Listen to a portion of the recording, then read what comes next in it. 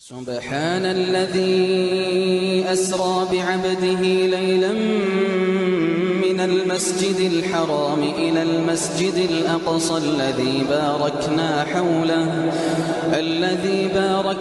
حوله لنريه من آياتنا إنه هو السميع البصير. السلام عليكم ورحمة الله وبركاته. الحمد لله والصلاة والسلام على رسول الله أما بعد.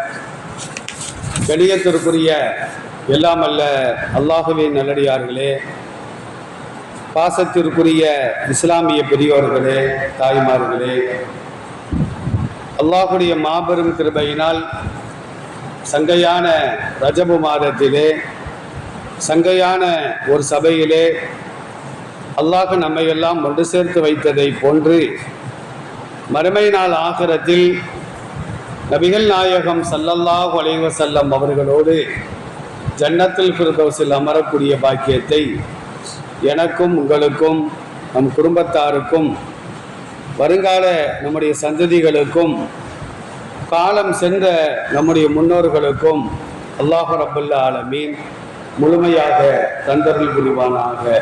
ஆமீன். கணியத்திற்குரிய அல்லாஹுவின் நல்லடியார்களே,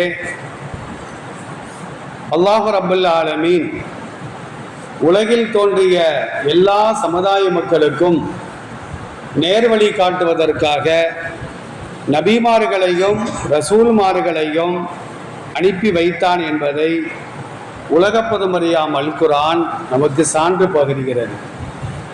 வலி குல்லி கௌமின் ஹாதின், ஒவ்வொரு சமுதாயத்திற்கும் நேர்வழி காட்டக்கூடிய நபிமார்களை நாம் அனுப்பி வைத்தோம். மற்றொரு வசனத்திலே அல்லாஹ் பேசுகின்ற பொழுது வலி குல்லி உம்மத்தின் ரசூல், ஒவ்வொரு சமுதாயத்திற்கும் ரசூல்மார்களை நாம் அனுப்பி வைத்தோம் என்று அல்லாஹ் பேசுகின்றார். நபிமார்கள் வராத சமுதாயமே கிடையாது. ஆதம் அலைஹிஸ்ஸலாம் அவர்களிலிருந்து நபிகள் நாயகம் ஸல்லல்லாஹு அலைஹி வஸல்லம் அவர்கள் வரையிலும் லட்சத்திற்கும் மேற்பட்ட நபிமார்கள் இந்த உலகத்திற்கு வந்தார்கள் என்பதை உலக பொதுமறையாம் அல் குர்ஆன் நமக்கு தெளிவான சான்றை தந்து கொண்டே இருக்கின்றது. நபிமார்கள் சமுதாய முற்றத்திலே ஏகத்துவ பிரச்சாரம் செய்கின்ற பொழுது ஒரு சிலர் மட்டும்தான் ஏற்றுக்கொண்டார்கள், மற்றவர்கள் ஏற்க மறுத்துவிட்டார்கள்.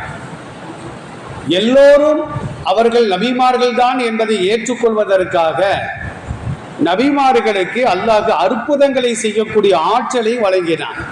எல்லா நபிமார்களும் அற்புதங்களை செய்திருக்கிறார்கள். இதற்கு திருக்குர்ஆன் சான்றாக இருக்கிறது. அந்த அற்புதங்களுக்கு தான் அரபில முஅஜிஸா என்று சொல்வார்கள். அந்தந்த நபிமார்கள் இறந்த பின்னால அந்தந்த அற்புதங்களுக்கு மரியாதை இல்லாமல் போய்விடும். இவ யாராவது ஒரு கம்பை கையில வச்சுக்கிட்டு இதான் மூசா அலைஹிஸ்ஸலாம் கம்புன்னு சொல்ல முடியுமா? கம்பை தூக்கி கீழே போடுங்கணும். கம்பு கம்பா கிடையாது, அது மூஜிசா கிடையாது, அது பாம்பாக மாற வேண்டும். அவை எல்லா நபிமார்கள் இறந்த பின்னாலேயும் அந்தந்த மோஜிசாக்களுக்கு மரியாதை இல்லாமல் போய்விடுகிறது. ஆனால் நபிகள் நாயகம் ஸல்லல்லாஹு அலைஹி வஸல்லம் அவர்களுக்கு வழங்கப்பட்ட அற்புதங்களில் இன்றைக்கும் உயிரோட்டமாக இருக்கக்கூடிய ஒரு அற்புதம் என்னவென்றால் திருக்குர்ஆன் மட்டும்தான். அந்த திருக்குர்ஆன்ல ஏகப்பட்ட செய்திகளை இந்த சமுதாயத்திற்கு அல்லாஹ் கற்றுத் தருகின்றார். திருக்குர்ஆன் கூறுகின்ற செய்திகள் எதுவாக இருந்தாலும் அது நம்முடைய அறிவுக்கு பொருந்துகிறதோ பொருந்தவில்லையோ அதை நாம் ஏற்றுத்தான் ஆக வேண்டும். ஏற்றால்தான் நாம் ஈமானோடு மூமினாக இந்த உலகத்தில் வாழ முடியும். அல்லாஹ் ரப்பல் ஆலமீன் உண்மையான மூமின்களுக்கு திருக்குர்ஆன்ல அடையாளங்களை சொல்லுகின்ற பொழுது அல்லாஹ் ரசூலை நம்புவார்கள், சும்மலம் எருத்தாபு, பிறகு அதிலே சந்தேகப்பட மாட்டார்கள். அல்லாஹ் இப்படி சொல்லி இருக்கிறானே, இது நடக்குமா நடக்காதா, இது உண்மையா உண்மைக்கு புறம்பானதா அப்படிங்கிற சந்தேகம் ஏன் உள்ளத்துல உங்க உள்ளத்துல வந்துருச்சு அப்படின்னா நாம ஈமானை விட்டு வெளியே சென்று விடுவோம். அதை போட்டுதான் நபி ஸல்லல்லாஹு அலைஹி வஸல்லம் ஒரு காரியத்தை சொல்வார்கள். ஒரு காலத்துல சொன்னாங்க, ரசூலுல்லாஹ் இரும்பெல்லாம் பறக்குண்டாங்க, இன்னைக்கு விமானங்கள் பறக்கிறதா இல்லையா? கைத்தடிகள் பேசும் என்று சொன்னார்கள். இரும்புகள் பேசும் என்று சொன்னார்கள். செல்போன் பேசிக்கிட்டு இருக்குதா நம்மள்கிட்ட? அப்ப அந்த மாதிரியான செய்திகளை எல்லாம் நம்பிய பின்னால் அதிலே நாம் சந்தேகப்பட்டால் உண்மையான மூமினாக இந்த உலகத்தில் வாழ முடியாது என்பதை திருக்குர்ஆனுடைய வசனங்கள் சொல்லி காட்டுகிறது. அப்ப நபிமார்கள் அற்புதங்களை நிகழ்த்தினார்கள். அவங்களா நிகழ்த்தல, அல்லாஹ்வுடைய உத்தரவை கொண்டுதான் நிகழ்த்த முடியும். மூசா அலைஹிஸ்ஸலாம் அவங்க நினைக்கும் பொழுதெல்லாம் கம்பை கீழே போட்டா கம்பு கம்பா தான் கிடக்கும். அல்லாஹ் போடுன்னு சொல்லி போட்டாதான் அந்த கம்பு பாம்பாக மாறும். இதை நானாக சொல்லவில்லை, திருக்குர்ஆனிலே அல்லாஹ் சொல்லுகின்றான், வமா கான லி ரசூலின் ஐயத்திய பி ஆயத்தின் இல்லா பிஇذனில்லாஹ். ஈசா அலைஹிஸ்ஸலாம் பிறவி குருடர்களை அவர்களின் கண்களிலே கையை வைப்பார்கள், பார்வை வந்துவிடும். இவங்க வச்சா வராது, அல்லாஹ் வைன்னு சொன்னாதான் வைக்க முடியும். இறந்தவர்கள் மீது கையை வையுங்கள் என்று சொன்னால் கையை வைப்பார்கள், அவர் உயிரோடு எழுந்து நடமாட ஆரம்பித்து விடுவார். இப்படியாக அல்லாஹ்வுடைய அனுமதியை கொண்டுதான் நபிமார்கள் அற்புதங்களை செய்தார்கள். அந்த அற்புதங்களில் ஒன்றுதான் நபிகள் நாயகம் ஸல்லல்லாஹு அலைஹி வஸல்லம் அவர்களுக்கு வழங்கப்பட்ட அற்புதம் மிஅராஜ் என்று சொல்லப்படுகின்ற விண் உலக பயணம். விண்வெளி பயணம் அல்ல. பள்ளிவாசலுக்கு வெளியே பள்ளிவாசலுக்கு உள்ள நம்ம சொல்றோமே, எத்தனை முஸ்லிம்கள் பள்ளிவாசலுக்கு வெளியே போறாங்க, ஒரு சில முஸ்லிம்கள் மட்டும்தான் பள்ளிவாசலுக்கு உள்ள வராங்க. அல்லாஹ்வுடைய நாட்டம் யாருக்கு இருக்கிறதோ அவர்கள் தான் உள்பள்ளிக்கு வர முடியும். இல்லை என்றால் பாங்கு சொல்லப்படும், தொழுகை நடக்கும், அப்படியே ஏதோ மேல பெரிஞ்ச மலை மாதிரி போய்கிட்டே இருப்பாங்க. அல்லாஹ்வுடைய நாட்டம் வேண்டும். அப்போ நபி ஸல்லல்லாஹு அலைஹி வஸல்லம் அவர்கள் மட்டும்தான் விண் உலக பயணம் செய்தார்கள்.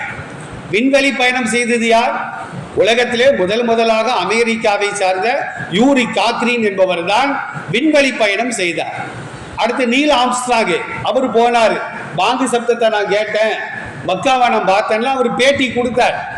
இவர்களெல்லாம் விண்வெளி பயணம் செய்தார்கள். இப்ப நானும் நீங்களும் போக முடியுமானா போகலாம், அதற்குண்டான ஆற்றல் நமக்கு வேண்டும். ஆனா நபி ஸல்லல்லாஹு அலைஹி வஸல்லம் அவர்கள் மட்டும்தான் விண் உலக பயணம் செய்தார்கள். நாம விண்ணை எட்டித்தான் பார்க்க முடிந்ததே தவிர இதுவரைக்கும் யாராவது விண்ணை தொட்டிருக்கிறார்களா? விஞ்ஞானம் விண்ணை முட்டுகின்ற அளவிற்கு உயர்ந்து விட்டாலும் கூட வானை இதுவரைக்கும் யாரும் தொடவே இல்லை. எட்டித்தான் பார்த்தார்களே தவிர யாரும் தொட்டு பார்க்கவில்லை.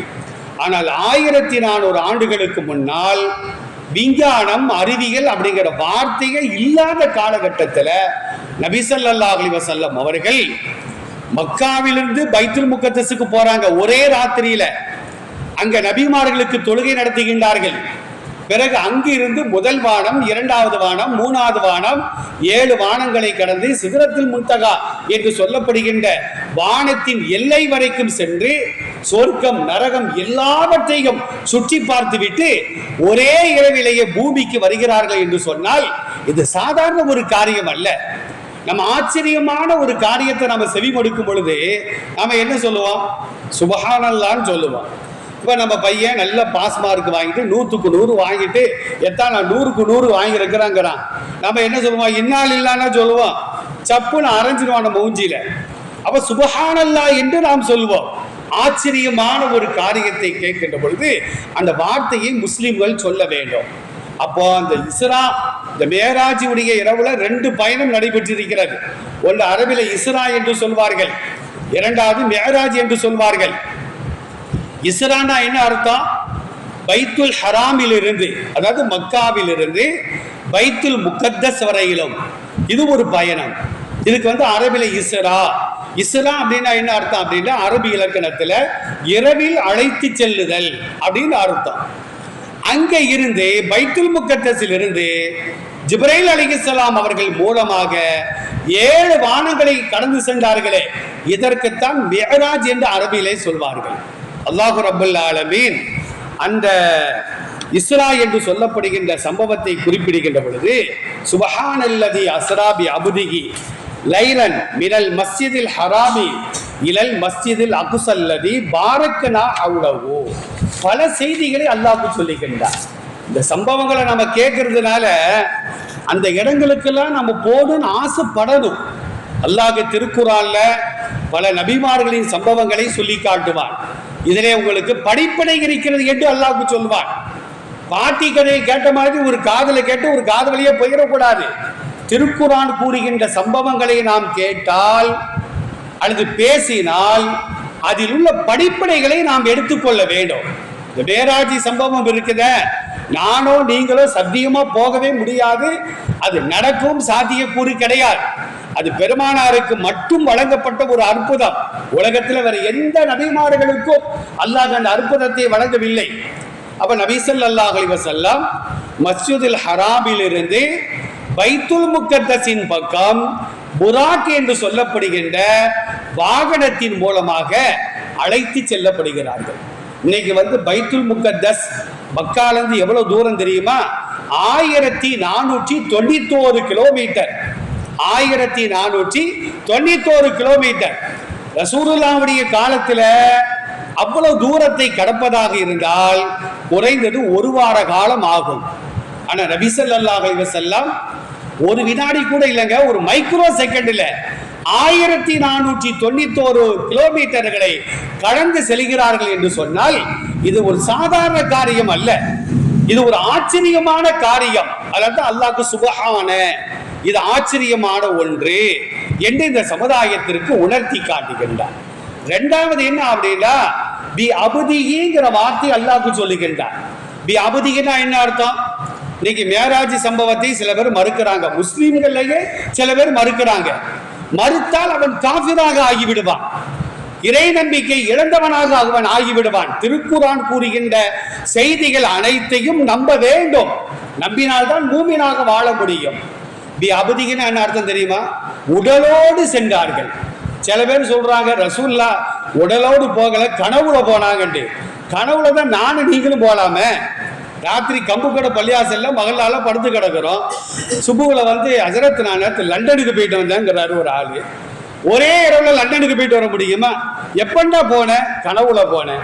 அது எல்லாத்துக்கும் சாத்தியம் இருக்குதே. அப்ப கனவில் செல்லவில்லை, பி அபுதிகி தன் அடியாரை அவன் அழைத்து சென்றான் என்று அல்லாஹ் ரப்பல் ஆலமீன் இந்த வசனத்தின் மூலமாக நமக்கு உணர்த்தி காட்டுகின்றான். அருமையானவர்களே, புராக் அப்படிங்கிற வாகனத்தின் மூலமாக அழைத்து செல்லப்பட்டார்கள். புராக்குங்கிற வாகனம் ஹதீஸ்ல என்ன பதிவு செய்யப்படுது அப்படின்னா, தாபத்துன் அபியல், அது வெண்மையான ஒரு பிராணி. தூனல் பகலி ஃபௌக்கல் ஹிமார், அதாவது குதிரையை விட சற்று குள்ளமானதாக இருக்கும், கழுதையை விட பெரியதாக இருக்கும். அவருடைய வேகம் எவ்வளவு தெரியுமா? யலஉ ஹத்வஹு இந்த அக்ஸா தரஃபிஹி, அது பார்வை எட்டுகின்ற தூரத்திற்கு ஒரு எட்டை தூக்கி வைக்கும். இப்ப நம்முடைய பார்வையை பாருங்க, சூரியனே நம்ம பார்க்கிறோம், கீழே இருந்து பூமியில இருந்து 15 கோடி கிலோமீட்டர் அங்கே இருக்கின்ற சூரியனை நம்ம பார்க்கிறோம். அவ்வளவு தூரத்துக்கு ஒரு எட்டை தூக்கி நம்ம வைக்க முடியுமா? அவ்வளவுதான், மௌத்தா போயிடுவோம். நாம என்ன செய்வோம்? தாவுனா கூட ஒரு 5 அடி 6 அடி தான் தாவ முடியும், அதுக்கு மேல நம்மளால ஒரு எட்டை எடுத்து வைக்க முடியாது. ஆனால் புராக் என்று சொல்லப்படுகின்ற வாகனம் அது பார்வை எட்டுகின்ற தூரத்திற்கு தன்னுடைய ஒரு எட்டை எடுத்து வைக்கும் என்பதாக நபி ஸல்லல்லாஹு அலைஹி வஸல்லம் சொல்லி காட்டுவார்கள். புராக்குங்கிற வார்த்தை இருக்குத, பர்க் அப்படிங்கிற வார்த்தையிலிருந்து பிறந்ததுதான் புராக்குங்கிற வார்த்தை. பர்க் அப்படின்னா மின்னல் அப்படின்னு அர்த்தம். மின்னலுடைய வேகம் எவ்வளவு தெரியுமா? ஒரு வினாடிக்கு 3 லட்சம் கிலோமீட்டர். ஒரு வினாடிக்கு 3 லட்சம் கிலோமீட்டர் அது தூரம், அவ்வளவு தூரம் பயணம் செய்யும். அதுபோன்றுதான் புராக் அப்படிங்கிற வாகனம் இருக்குது. ஒரு வினாடிக்கு 3 லட்சம் கிலோமீட்டரை விட அதிகமான தூரம் அது பயணிக்கும். அப்ப 1491 கிலோமீட்டரை கடப்பதற்கு ஒரு மைக்ரோ செகண்ட் கூட அது அதிகம்தான்.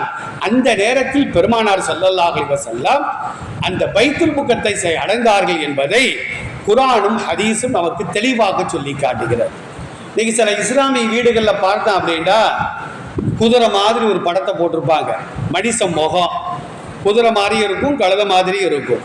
அதை சில வீடுகளில் பெரும்பாலும் அந்த காலத்தில் எல்லா வீட்லையும் அதை போட்டிருப்பாங்க. அந்த படத்தை போட்டு அதுக்கு ஊதுபத்தியை வச்சு பூமாலையெல்லாம் போட்டு அதுக்கு முன்னாடி துவாவெல்லாம் செய்வாங்க. புராக்கு வாகனம்ட்டு அது மார்க்கெட்டில் கூடுமா என்று சொன்னால் நிச்சயமாக கூடாது. 100% அது ஹராமான ஒரு காரியம். நபி ஸல்லல்லாஹு அலைஹி வஸல்லம் சொல்வார்கள், ஜிப்ரீல் அலைஹிஸ்ஸலாம் சொல்வதாக ரசூலுல்லாஹ் சொல்றாங்க, இன்னா லா நதுகுலு பைத்தன் ஃபீஹி சூரத்துன் வலா கல்புன் வலா ஜுனுபுன். இது எங்க வருது அப்படின்னா அபூதாவுதுல 4159வது ஹதீஸாக பதிவு செய்யப்படுகிறது. ரசூலுல்லாஹ்வுக்கு ஜிப்ரீல் அலைஹிஸ்ஸலாம் சொல்றாங்க, உங்க வீட்டுக்கு நான் கொஞ்ச நேரத்தில் வருவேன்டாங்க. யாரு? ஜிப்ரீல் அலைஹிஸ்ஸலாம் அவர்கள் ரசூலுல்லாஹ்வை அடிக்கடி சந்திப்பதற்காக வருவார்கள். வரும்பொழுது திஹியத்துல் கலப் அப்படின்னு ஒரு நபி தோழர், அவர் பார்ப்பதற்கு அழகாக இருப்பார். அவர் தோற்றத்துல தான் பெரும்பாலும் ஜிப்ரீல் அலைஹிஸ்ஸலாம் அவர்கள் பெருமானாரை சந்திப்பதற்காக வருவார்கள். சஹாபாக்கள் நினைச்சுக்கிறாங்களா, யாரோ ஒருத்தர் வந்துட்டு போறாரு, வந்தவர் ஜிப்ரீல், மற்றவங்களுக்கு தெரியாது, ரசூலுல்லாஹ்வுக்கு மட்டும்தான் தெரியும். மனித ரூபத்தில் தான் அவர் வருவார். ரசூலுல்லாஹ் ஜிப்ரீல உண்மையான தோற்றத்தில் பார்த்தது 2 தடவை தான். ஒன்று ஹிரா என்று சொல்லப்படுகின்ற அந்த குகையிலே பெருமானார் தவம் இருக்கின்ற பொழுது முதலாக இக்ரா பிஸ்மி ரப்பிக்கல்லதி கலக் அப்படிங்கிற அத்தியாயத்தை, அந்த ஆயத்தை பெருமானாருக்கு கொண்டு வரும் பொழுது உண்மையான தோற்றத்திலே ஜிப்ரீலை பெருமானார் அவர்கள் பார்ப்பார்கள். 2வது எப்ப அப்படின்னா சிதறத்தில் முன்தகா அப்படிங்கிற ஒரு இடம், 7 வானங்களை தாண்டி, இது கற்பனை அல்ல, குர்ஆனும் ஹதீஸும் நம்முடைய ஈமானை சோதிப்பதற்காக சொல்லி தருகின்ற சம்பவங்கள். அப்ப சிதறத்தில் முன்தகாங்கிற இடத்துல வச்சு நபி ஸல்லல்லாஹு அலைஹி வஸல்லம் ஜிப்ரீலை பார்த்தார்கள். இந்த 2 நேரத்துல மட்டும்தான் உண்மையான தோற்றத்திலே பார்த்தார்கள். ஜிப்ரீலுடைய உண்மையான தோற்றம் என்ன தெரியுமா? அப்துல்லா இப்னு மசூத் ரலியல்லாஹு அன்ஹுமா அறிவிக்கக்கூடிய செய்தி அஹ்மது என்ற நூல்ல 3915வது ஹதீஸாக பதிவு செய்யப்படுகிறது. ரஐத்து ஜிப்ரீல, ஜிப்ரீல் அலைஹிஸ்ஸலாம் அவர்களை நான் பார்த்தேன். இந்த சிதறத்தில் முன்தகா, சிதறத்தில் முன்தகாங்கிற இடத்தில் வைத்து நான் பார்த்தேன். அலைஹி சித்துமியத்தி ஜனாகே, அவர்களுக்கு 600 ரெக்கைகள் இருந்தது. வலது பக்கம் 300, இடது பக்கம் 300. அல்லாஹ் ரப்பல் ஆலமீன் திருக்குர்ஆன் 35வது அத்தியாயம் 1வது வசனத்திலே சொல்லி காட்டுகின்றான். அல்லாஹ் எப்படிப்பட்டவன் தெரியுமா? வானங்களையும் பூமிகளையும் முன்மாதிரி இல்லாமல் படைத்தான். முன்மாதிரி இல்லாமல் படைப்பான். நம்ம ஒரு வீடை கட்ட போறோம்னா மேப்பு போடுவோம், இங்கதான் கிச்சன் வரணும், பெட்ரூம் இங்க தான் வரணும், பாத்ரூம் இங்க தான் வரணும், மேப்பு போட்டு தான் இன்ஜினியர் அதை கட்டுவார். அல்லாஹ் அந்த மாதிரி கம்பு கடை பள்ளியாசல் இங்க தான் வரணும், வீணமான பள்ளியாசல் இங்க தான் வரணும், கடல் இங்க தான் வரணும். அப்ப மேப்பு போட்டானா முன்மாதிரி இல்லாமல் படைக்கக்கூடியவன் அப்படின்னு அல்லாஹ் சொல்லிட்டு மலக்குமார்களை அவன் படைத்தான். 2 ரெக்கை உடையவர்களாக, 3 ரெக்கை உடையவர்களாக, 4 ரெக்கை உடையவர்களாக. அல்லாஹ் நாடியவர்களுக்கு இன்னும் அதிகப்படுத்தி கொடுப்பான். அந்த ஆயத்தின் அடிப்படையில தான் ஜிப்ரீல் அலைஹிஸ்ஸலாம் அவர்களுக்கு 600 ரெக்கைகள். 2வது அவங்களுடைய ஹைட் எவ்வளவு தெரியுமா? ரசூலுல்லாஹ் பார்த்து பயந்துருந்தாங்க. முதல் தடவை பார்க்கும் பொழுது தரையில கால் இருக்குது, விண்ணை முட்டுகின்ற அளவிற்கு உயரமாக காட்சி தருகிறார்கள். இதை பார்த்துட்டு தான் ரசூலுல்லாஹ் பயந்து போய் ஹதீஜாட்ட போய் சொல்லுவாங்க, சம்மிலூனி சம்மிலூனி, என்னை போர்வையால் போர்த்துங்கள் போர்த்துங்கள். அவ ஹதீஜா ரலியல்லாஹு அன்ஹா, நீங்க கவலைப்படாதீங்க, அல்லாஹ் உங்களை பாதுகாப்பான் என்று ஆறுதல் சொன்னதாக ஹதீஸ்களின் மூலமாக நாம் பார்க்கின்றோம். அதனால தயவு செய்து வீடுகள்ல இந்த மாதிரி உருவப்படங்கள் இருப்பது கூடாது. அப்ப ஜிப்ரீல் அலைஹிஸ்ஸலாம் என்ன சொல்றாங்க? லா நதுகுலு பைத்தன் ஃபீஹி கல்புன் வலா சூரத்துன் வலா ஜுனுபுன். நம்ம வீட்டு தாய்மார்கள்ட்ட போய் நாம சொல்லணும், நாம திருந்தி வாழ்றதுக்கு ரெடியா இருப்போம். ஆனா சில தாய்மார்கள் ஆலிம்சா 1000 சொல்லுவாருங்க, அவர் கடைபிடிக்கட்டும், நம்மளுக்கெல்லாம் அது பொருந்தாது அப்படின்னு நம்ம வாயை மூடி இருந்தாங்க சில ஊர்கள்ல. ரசூலுல்லாஹ் என்ன சொல்றாங்கன்னா, எந்த வீடுகளில் செல்ல பிராணிகளாக நாய்கள் வளர்க்கப்படுகிறதோ, வீட்டை பாதுகாக்க நாய் வளர்க்கலாம், மார்க்கம் அனுமதிக்கிறது. கால்நடைகளை பராமரிப்பதற்காக நாய் வளர்க்கலாம், மார்க்கம் அனுமதிக்கிறது. அதே நேரத்தில் நாம வேட்டையாடுவதற்காக நாய் வளர்க்கலாம், மார்க்கம் அனுமதிக்கிறது. காரணங்கள் இல்லாம சில பேர் வீடுகளுக்குள்ளால நாய்களை ஏத்துவாங்க, பெட்ரூம்ல தன்னோட படுக்க வச்சுக்கிடுவாங்க, ஒரே தட்டுல 2 பேரும் சேர்ந்து சாப்பிடுவாங்க. இந்த மாதிரி வளர்த்தால் அந்த வீடுகளுக்குள்ளால் ரஹ்மத்துடைய வானவர்கள் வரவே மாட்டார்கள். 1.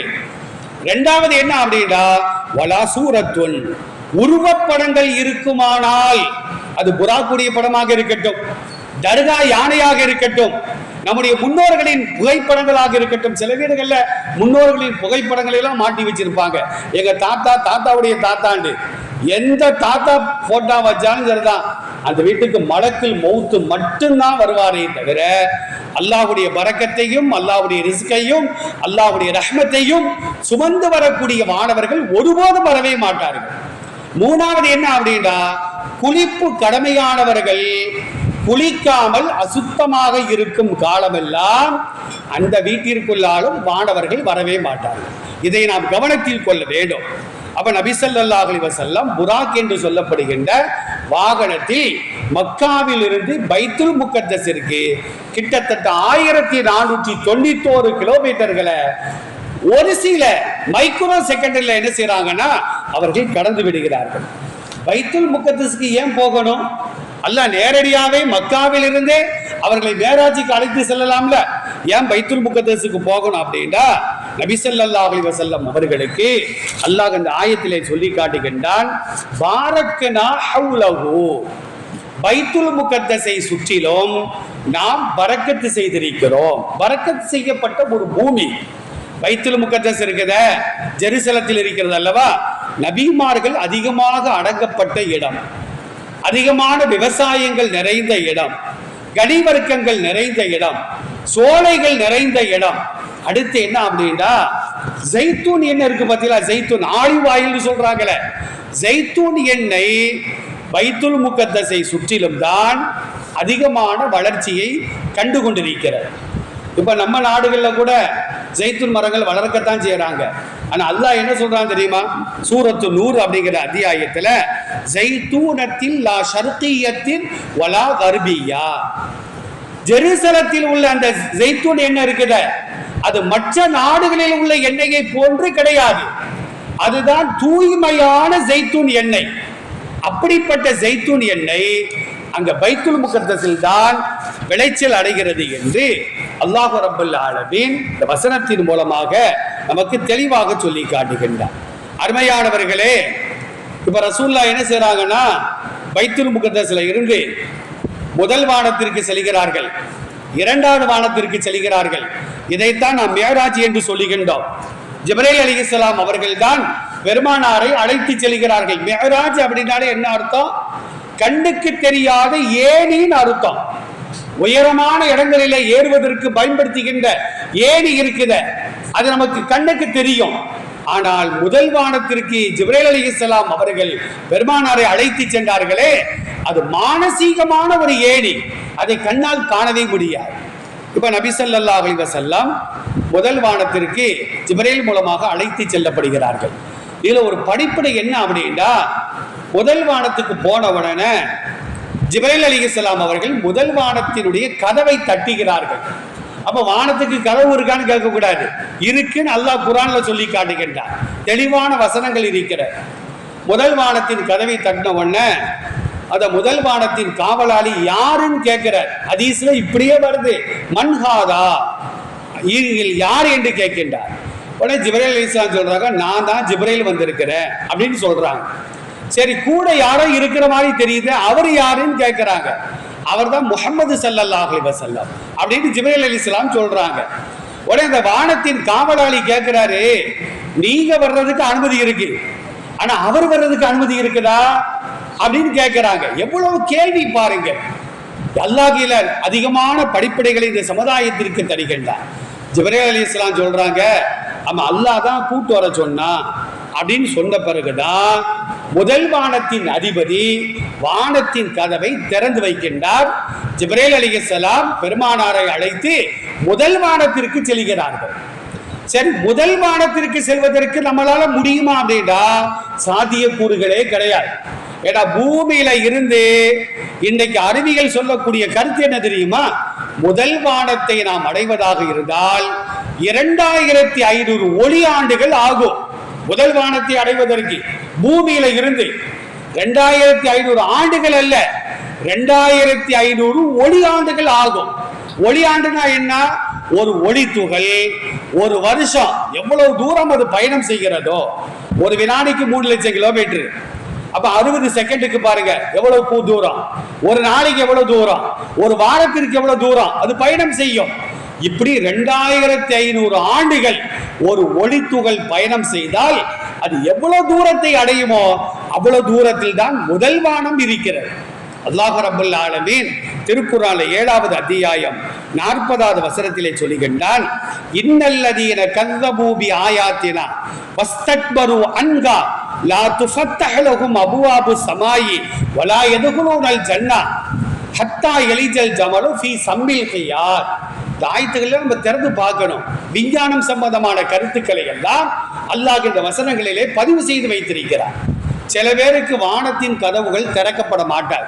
அல்லாஹ் நமக்கெல்லாம் நீண்ட ஆயுள தரணும், நல்ல மௌத்தை நமக்கு தரணும். இறந்த பின்னால நம்முடைய ரூகை என்ன செய்வாங்க தெரியுமா? அதற்கென்று ஒப்படைக்கப்பட்ட வானவர்கள் முதல் வானத்திற்கு கொண்டு செல்வார்கள். நம்ம ரூகு நல்ல ரூகா இருந்தா முதல் வானத்தின் கதவுகள் திறக்கப்படும், 2வது வானத்தின் கதவுகள் திறக்கப்படும். கடைசியில் கொண்டு போய் 7வது வானத்திற்கு மேலால் இருக்கின்ற ஒரு இடத்தில் கொண்டு போய் நல்ல ரூகுகளை அல்லாஹ் வைத்து விடுவார். நாம அல்லாஹ் பாதுகாக்கணும். கெட்டவங்களாக இருந்தா முதல் வானத்தின் கதவுகள் திறக்கப்பட மாட்டாது. அதைத்தான் அல்லாஹ் இந்த ஆயத்தில் சொல்றான், லா துஃபத்தஹு லஹும் அபுவாபு ஸமாயி. அபுவாபுனா பாபுடைய பண்பு, பாபுனா வாசல்.